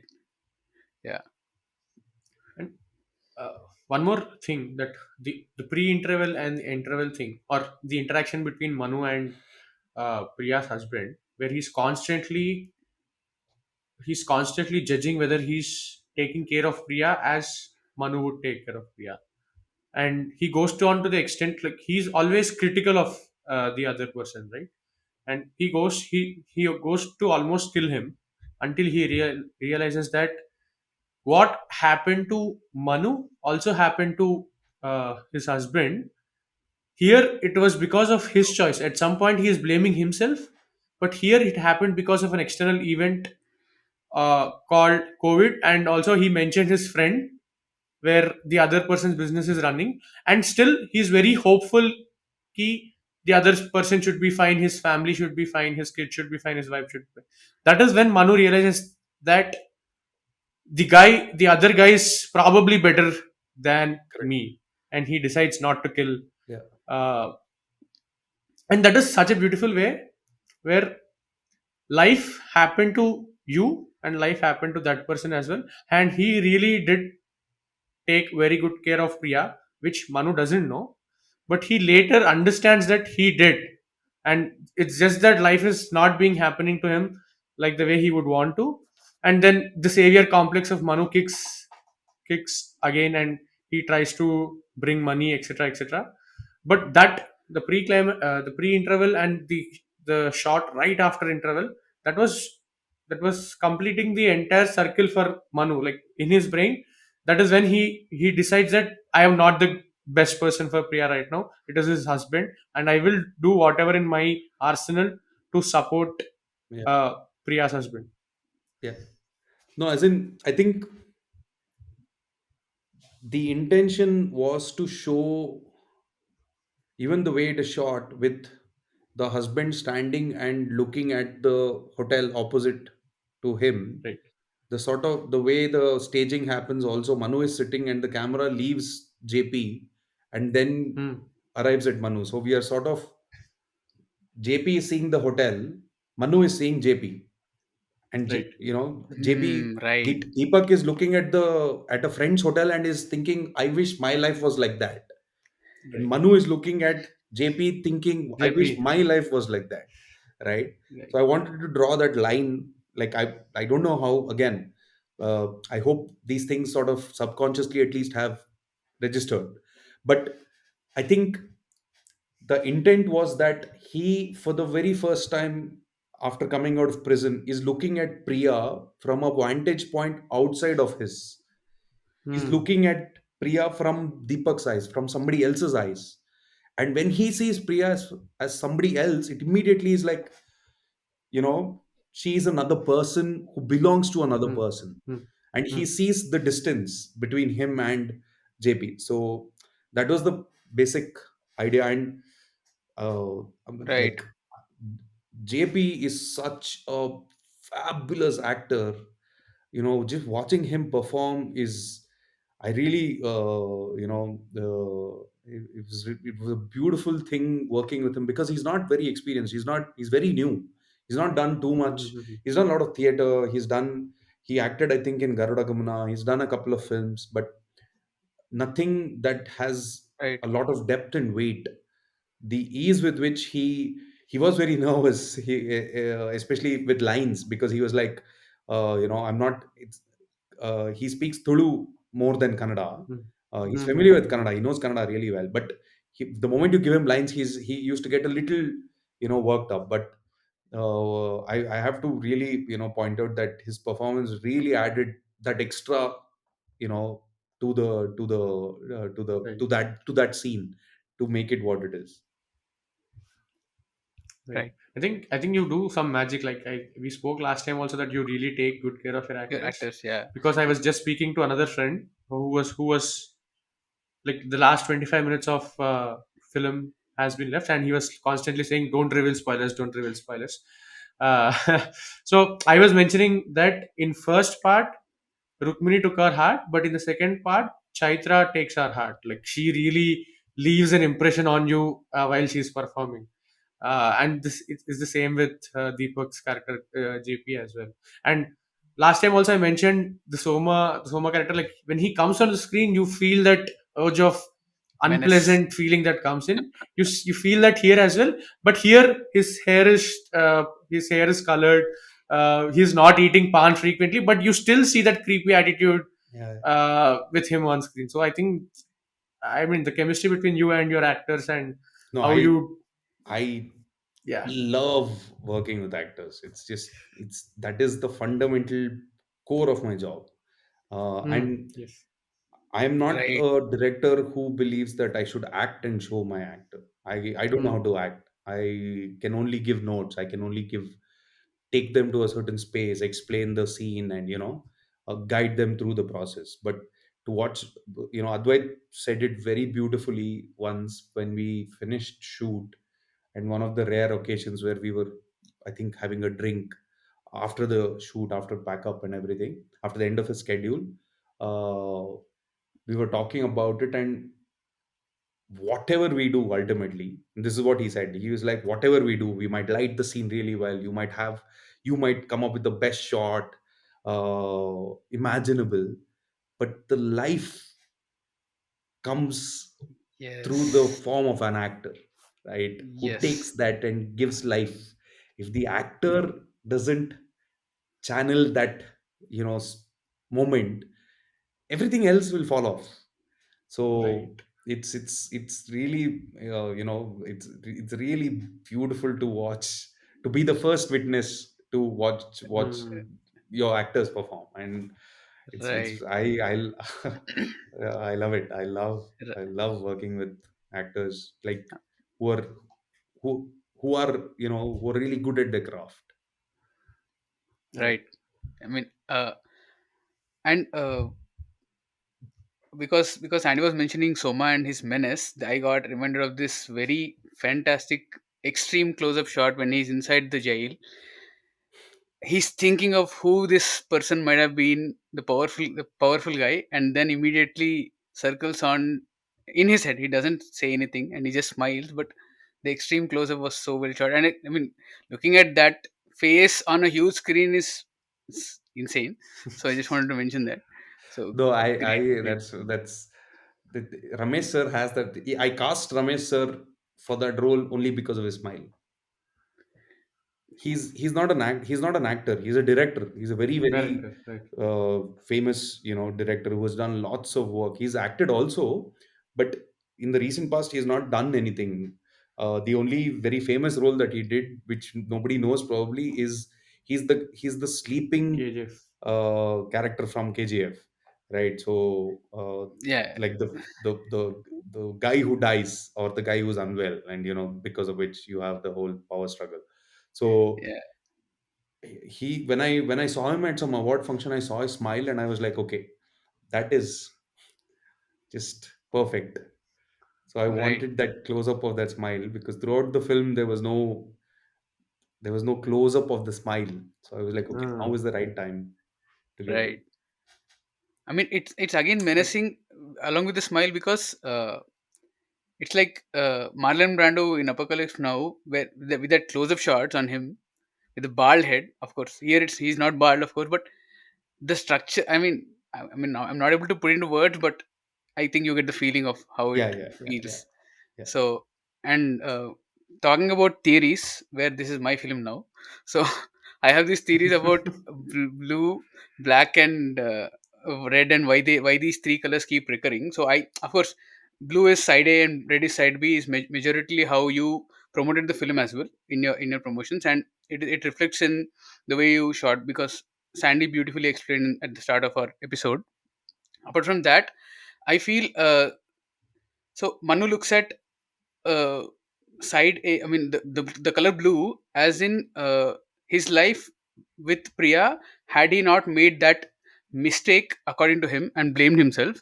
So for the next 10 years, he has rotten up like a vegetable or a fruit rottening up, and rotten things turn black. So he's black and he's sore and he's bitter about it, continuously blaming himself. So he's constantly in black, and one or two times a shade of black, but never in any other color except for red, because Chaitra, I mean, as in Surabhi, happens to be that red that comes into his life, who he eventually subsumes. Because in that scene, after the carnival scene, he's literally wearing a blue shirt, and she gives him the red hoodie, and he dons the red hoodie over the blue. So you signifying that he has left out.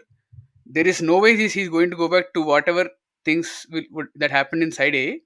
So he's into side B right now. I mean, like he's subsuming Surabhi, and closely getting into her heart, which he doesn't realize, because after a few scenes we see him in black again. But for the final confrontation, he's wearing that red again, because for the love of Surabhi, he has gone to so much extent that he had to give up his life. He dies, and before he's giving up his life, he literally says, "I never thought I loved you this much." That is his realization. So I made up this theory in my mind, and I was constantly running this as I was watching the film. This particular theory is very close to to intent. Yes. I can tell you, every single bit every single bit of it is spot on, because like I wanted to bring in the element of red and blue, and even if you actually see Rukmini's costume change once as she gets closer to singing. I wanted to It's again blue. Yeah. I wanted her to be in brown being earth, far away from water. Throughout the Mm-hmm. film, you see her in a lot of browns. So as the Right. film sort of progresses and she is coming closer to water, the blue on her, on her person, keeps increasing to a point where finally, when she goes to sing, she's fully blue. There's a blue wall in her house and she's True. True. blue, and True. but you might take a horse to the pond, but you can't You force it. can't make it So drink. Yeah. yeah, so that's what happens. And even the way, it's like the way she sings also, somebody's constantly telling her sing, sing, sing. She doesn't sing. Mm. She sings when she feels she's ready. So I like the whole blue red. That's a lot of fun that I've had, like, personally, in terms of designing it. And obviously, I mean, I can't do it alone. I have to work with Advait. I get, I mean, I used to get, like, couple of places where I got a little bit of an anxiety attack. Was where anxiety attack is when we made the set and the wall was pink, like very heavily pink. The room was very red. The curtains were also red, and um, it was, I was getting scared that we were overindulging. It was like, Mm.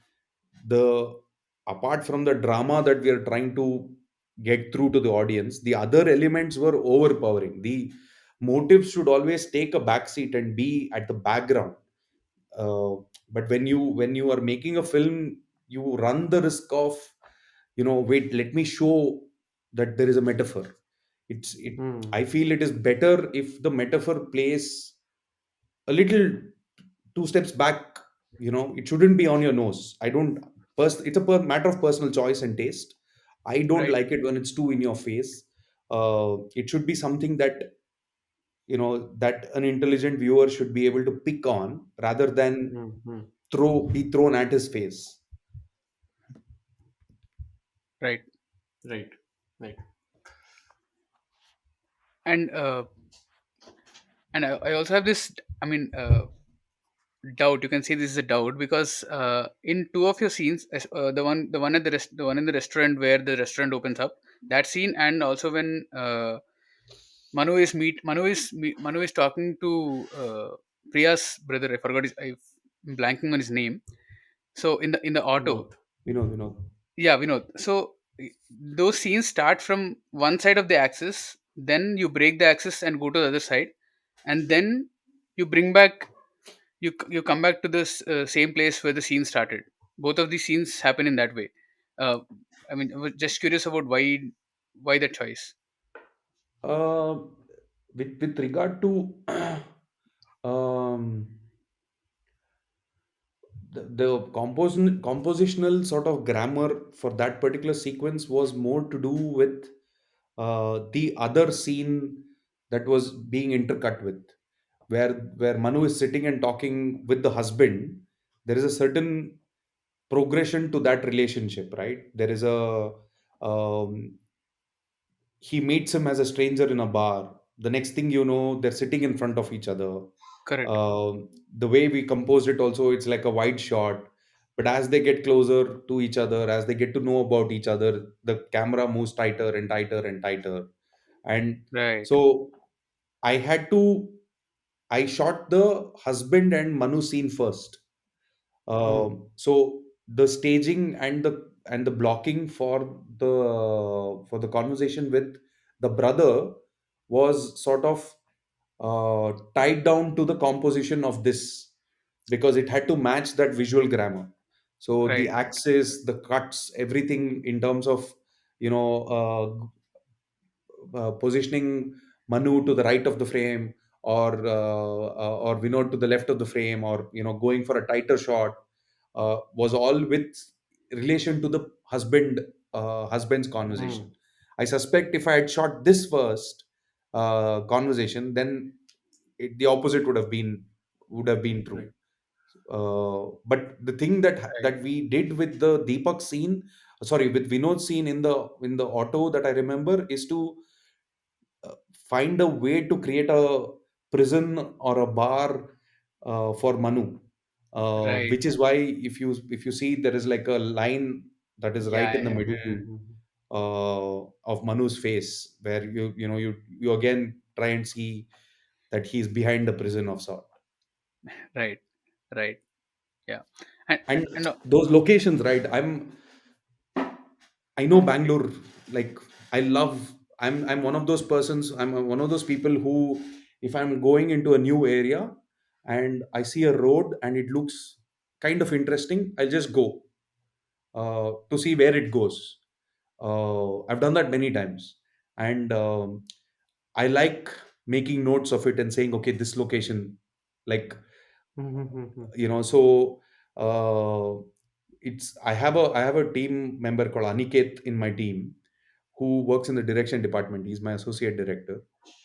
He has a if I tell him an obscure location, saying if you take a left from Rajajinagar and go, there is one temple. Behind the temple, there is one, lake. He will know that lake, weirdly. So, so because he in when in his early days he used to work, he work as a delivery guy. So he's seen and been to different parts Right. of Bangalore, and Right. he was a huge asset. Like, he's been a huge, even with regard to staging scenes and working with juniors, extremely efficient bugger.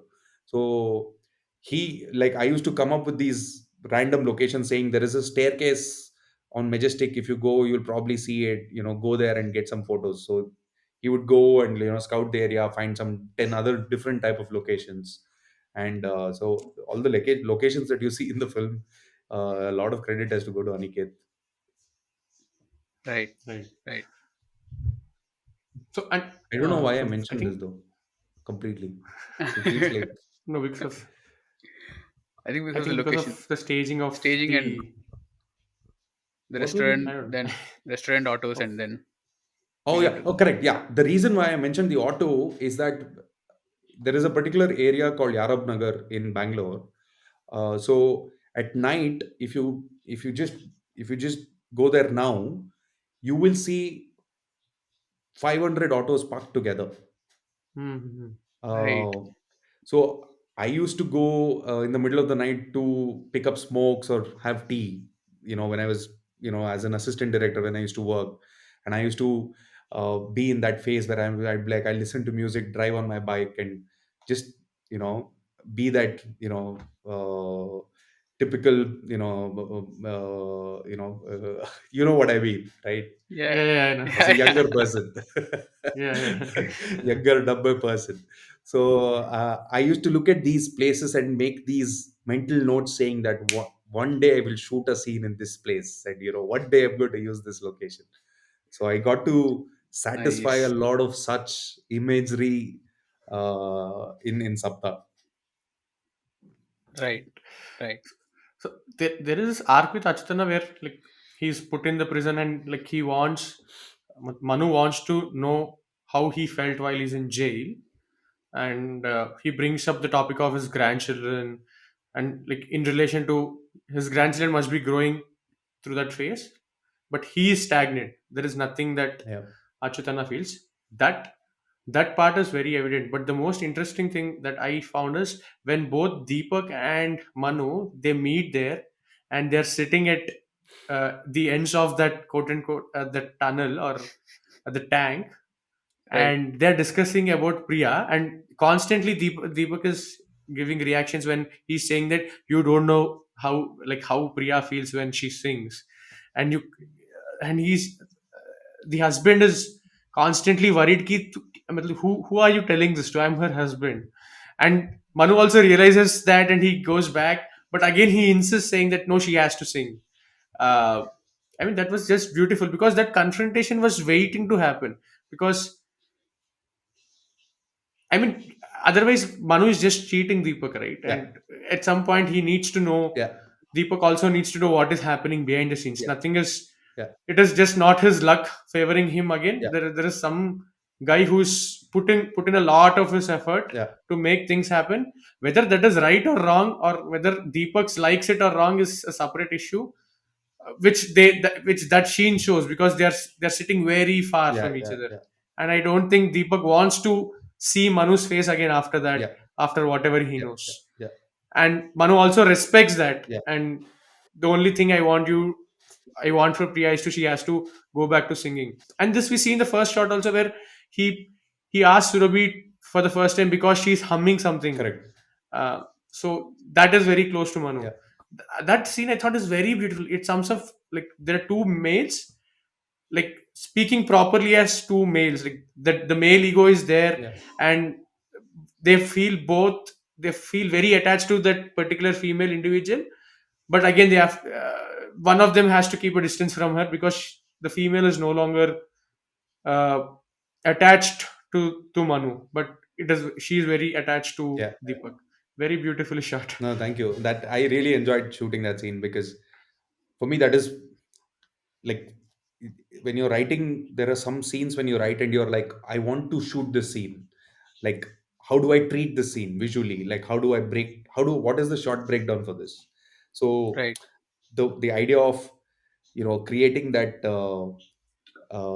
sort of wide 24 mm shot was to create that distance. And if you observe how the scene progresses, there is the shot division and the way I have constructed the scene is that uh, the shot sort of is like one wide shot, and then you see a wide shot of, like a mid shot of JP, a mid shot of Manu, then it gets closer, and Hmm, there is a point true. in the conversation where Manu says, uh, where he says Priya, and then he stops And himself and he says correct himself. your wife, You're right. Yes. so when that happens, the camera cuts to a close. So the intimacy or the getting across the distance happens systematically in a Right. visual way. So the short division for it was like, once I cracked the scene, I was like, okay, I know exactly how I'm going to shoot it. Hmm. I don't want movement. I don't want, a sort of. I want to create the drama just through lensing and blocking. So I wanted them to sit separately, and I wanted them to, you know, I really enjoyed it. I especially putting Achutana in the middle was like a very. It constantly made me laugh. It was like a very Yeah. interesting situation for Achutada, Uh, right? Hello. Not Yeah. I, No. No. I It's think it the got Hemant. disconnected. Yeah. Yeah. You're back. You're back. We can hear Yeah, you. yeah, yeah. You're saying something about Achitana in No, the middle, and it constantly used to like, I used to crack up with thinking about Achutada sitting in between and having to listen to some girl who is not yet singing. and he's frustrated and then says some girl has to sing it. Let make her sing. He says something on those lines, Yeah, and he yeah, shouts at. And also above that, Prakashana is the one, the bridge, walking yeah, yeah. across Correct, correct, to correct. to give the information, delete the audio Yeah, from the phone and whatnot. And when you do the same, when you block the same thing and reveal Prakashana at the end, between the autos and exchange of earphones, I was, I mean, such an entertaining idea to use Prakashana's humor through. I mean, it's a running joke, right, throughout the film, yeah, yeah, and yeah. it works so well. I mean, the whole theater was laughing. It was such a great, you No, I know, mean, comment to I'm give. not known for comedy in my films. In any of my three films thus far, people usually are like, "Hey, your films are not they're not commercial. There's not enough comedy." But it is the most as a filmmaker. It's not the whistles and everything. When 300 400 people in a theater laugh together, it it really is the biggest joy for a filmmaker. Anybody who can make it, is the hardest thing to do in life, to make people happy, to make them feel happiness. So the few instances in my films where there are jokes, like in Godipanna, there is a little bit of humor, little bit, like this very similar situational humor, like how it is there in Sapta Side B. But when I experienced the laughter in the theaters, when I went for theater visits for the first 3 days, I was like, oh, this is such a high, one day what I will try doing comedy. Right. And the biggest laugh we had in the theater was when Prakashana is mimicking to be that guy, and he does not even say a line. He just and uses that sound to convey a whole scene. I mean, the way he enunciates three, four times the same sound, but it works so well. No, Such a I great will tell you something that scene. is purely the genius of Gopal Krishna Deshpande as an actor, because Right. I hadn't written the dialogues for that scene. Gundu and I hadn't written the dialogues for the scene. Mm-hmm. We were about to shoot the scene. Light is going. Cinematography department is ready. Everything is ready. Shot is ready. We have to come up with the lines. Like, and some of the scenes which require very basic lines, we had sort of left it, and we were like, okay, we'll figure it out in the time that Advait takes to light or set it up. It's writing three scenes. It's not a very verbose film, right? It's not very dialogue. So it's a Right. basic thing. So we'll write two lines. It's not a big deal. So I told Prakash, because the shot was ready, uh, there's no dialogue. They're coming, he's going to introduce. You're just standing there pretending to be busy. So roll with it. So he went with that, on I saw it happen live, and I was like, fuck, that is so fucking hilarious. such Yeah. such a great scene. Such a great scene. Yeah. And, yeah. Sandy gone. Uh, yeah. So there is one other observation. Like in first, Priya keeps calling Manu uh, Katte. I think it's, if I'm Yeah, not wrong. yeah. Here also, Surabhi keeps Loafer. calling him with some Yeah, Loafer. loafer. So I think that was also very intentionally yeah. put. And there is this. Uh, so when first time Manu visits Priya's home, he tries to fix the droplets, and it, It's it irritates him a lot, the droplets of a tap. And this sound is brought multiple times. The sound of Yeah. droplets. yes. I was not able to figure out why that happened. It's from it's from the solitary cell in side A. He has to hear the Right, droplet sound in side A, and that's a torture for him, right? That's what I right. was thinking. So, but please Yeah, go on. it is. I mean, the design element of this thing of him, like when he hears the droplets, it's like he wants to fix the tap, right? He wants to make the sound Hmm. stop. So he doesn't realize that he's solving a problem.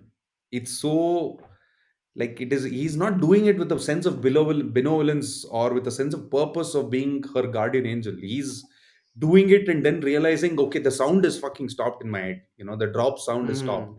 Hmm. It's like he's not in control of himself. He's not somebody who's like Right. making, so the idea was to sort of, again, use elements that are available, just like the mirror, uh, just like, the tape, the cassette, to use elements which are within the world of Manu to sort of reflect his state of mind. That was the purpose. Right. Right. And Right. the thing, the finesse is, see, having an idea is okay. You can have an idea, it's not a big deal, but if you don't execute it properly, um, then it's of no use, right? So when I had the idea of the sound of the droplets, but the way Rajakrishnan sir has mixed the levels, right? It is almost creating the feeling like when you're watching the film, it feels like there is a leak in your house, Right. right? Right. It's True. not, it doesn't feel like it is coming from the film. So Hmm. Hmm. Hmm. there is Hmm. a certain crazy skill to create that effect. Uh, and these are ideas that can go very wrong. If you increase the Hmm. volume too much, it'll be like, what the hell, why is there a sudden, sound of a drop here, right? So I think he executed it brilliantly. True. Across the film, across both the films, I think the sound design creates a lot of atmosphere. Yeah. Uh, and I think we mentioned it in the other podcast as well. And here also, it is the same. And I think the music also, from the start, you treat there is a lot of rock type of Yeah, music that is involved in side B. Side A is very yeah, mellow with the mood. True.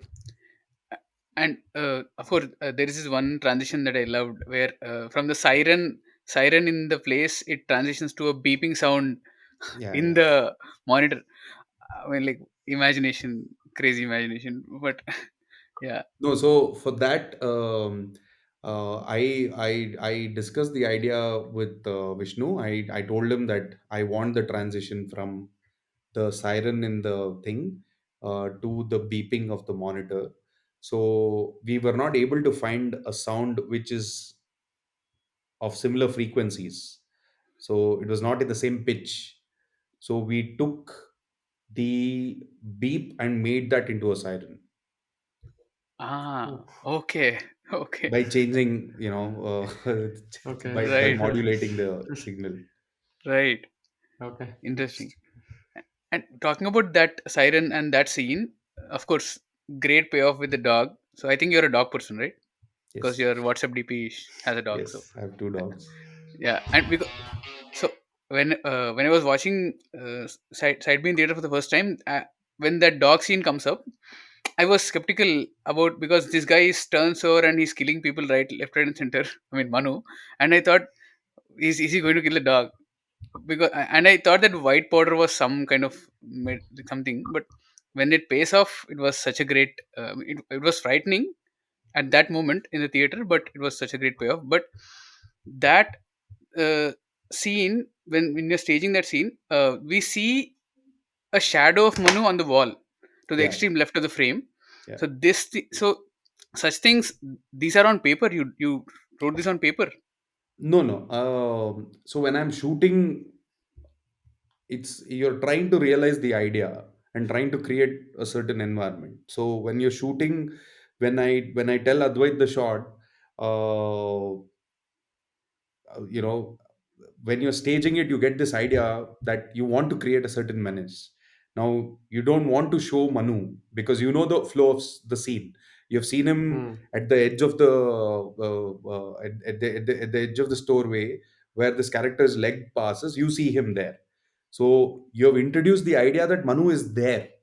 So how does he present himself? So that whole thing of the shadow sort of just uh, it felt, while shooting it felt like a cool way to create that thing. So I asked Advait, if we can do the shadow, and Advait was like, yeah, yeah, it'll be awesome. And that's how we did the shadow. Yeah, it was a great shot. It was a great Yeah, shot, no, I and love I love playing with shadow mirrors. These are all like, it's like when I mean, when you are thinking, how do I make the scene interesting and not usual, right? Hmm. So that's when I'm like, okay, is there a way I can use a shadow? Is there a way I can use a reflection? What is it that I can do here? How can I compose the scene or the shot where a certain cinematic value can be brought in? So I needed a certain element of the shot to create a sound cue. So when that shadow passes, the music changes. Hmm. So that's how the idea for the shadow so happened. so I mean, there is this you in our first interaction of side A, you mentioned when we were talking about cinematography and split diopter shot, you specifically said that when we went for the lens guy and asked about these specific lenses for side B, you said that he was looking at us. Thing was, is it a joke because you're asking for very old lenses and nobody uses these lenses and all that stuff. And when you use such lenses to great use and it becomes side B, and watching that on screen, I don't think a lot of people will be able to articulate the kind of different cinematic experience that they have just witnessed on big screen, because at least 30 to 40% of the frame is blurred out, the top and Yeah, yeah, bottom, and yeah, there are a lot of bokeh shots. I yeah, mean, whatnot. You've done a lot, all sort of things, but people will not be able to articulate this because maybe lack of knowledge or probably lack of interest or whatever. But what was your idea, and of course the producer's idea, because going for this bet, it's a bet, right? Because yeah. It is. it's a gamble also. Yeah, yeah. It is. No, the thing with the producer is, like I said, Rakshit is a dream, right? He's like, uh, when I True. told him something like when I tell him something that involves any kind of filmmaking, uh, he's like, yeah, yeah, do it, So it's a treat to work with him. But uh, many people won't notice it also, I think. A lot of people, it won't even register. But for me, I believe 100 such details tie you down into the film. Hmm. It makes the Definitely. story believable. It makes it like it is actually happening in front of you. Because as a filmmaker, my job is to give more of a reason for you to be invested in the story and avoid as many factors as possible which detaches you from the story, especially from a Hmm. theatrical experience, in a world that is deficient of attention uh, Right. today. So Right. so all these factors help. And for me, the thing of using the grungy look was to sort of show that slightly darkish space that Manu's mind is at. He's not in a healthy space. He's not a fully functional, healthy person. There is, Hmm. Hmm. he's like he's mentally ill in many ways. So He almost killed a person. yeah, so He that killed a that person, not is almost. He killed. yeah, he did. Yeah. And After that, he kills. Yeah. yeah, yeah. So it required a certain kind of visual tonal change from Hmm. side A, and which is why I sort of mentioned very early on from uh, after we had finished side A to Advait that we need to change the lens to create that effect. So, and that's how it happened. Right. Right. And how much of color grading and the extra post processing helped, because how much of it did you achieve in your camera itself? Oh, so the thing that is extremely unique to Advait and a reflection of how much how advanced a craftsman he is in cinematography is the way he lights the scene for the camera. Like Hmm. his raw footage looks like color graded stuff. Wow. There are It doesn't look like a raw footage. Like there have been so many professionals from the industry who have looked at my raw footage and are like, grading is already done. Hmm. It's a testament to how brilliant he is from with the way he lights. So that is really amazing. I mean, it's like the first time I called the camera assistant. I asked if he's there's a way to add a color overlay on your monitor Hmm. by Hmm. changing the Oh. that. So I asked him if he has done that, and I was like, remove it because I don't want artificial image which I will not see on the screen. Give me the raw image. He was like, no, that is how it is lit. So the red seem red. So what he does in post is Right. then tweak it. Uh, and many times what happens is that because I edit myself, I see the raw footage so often.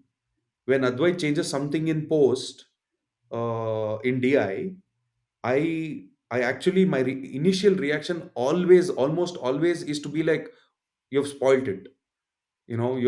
Okay. Why are you doing this? It was so good. Why is he going around changing it? Like I get angry, almost. And then I have to be like, okay, wait, this is something that you've seen over and over. And then I try and look at it from his point of view. And it, it's yeah. Right. Right. Right. Yeah. So I think from my side, I'm done. I'm good. Yeah. Super. I mean, if I keep talking about shots, I like there are so many shots that Yeah. I like, and of course, one more beautiful shot is when Manu is angry at Surabhi for burning the cassette. He throws her out of the house, and when he's back in the house, there is this top angle shot above his shoulder, and there is nobody, of course, like alone, but at the left corner of him, there's a bucket with that burning, and towards the right, there is the clock with red color, the clock that she buys. So two paths ahead of him, but nobody there, and I just, like, aesthetically, I just love that shot. Just wanted to mention. Thank you. That's it's a nice. I'm going to go to sleep like this. No, but Yeah, I mean, really, man, I really appreciate talking to you guys. It's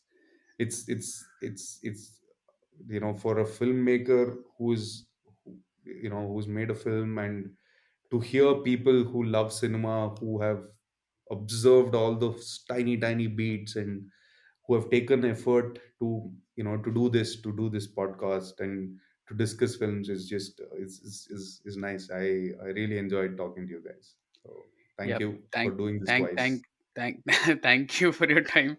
Thank you for doing side A and as side B as well, No, and and, really and appreciate. and the Yeah, thing that I please. really have to appreciate is that you're not native Kannadigas. You come from a land that is very very that treats cinema uh, at a different pedestal, at a pedestal that is unlike any other place. So for you to take this kind of interest and have this conversation I'm really flattered. Thank you so much.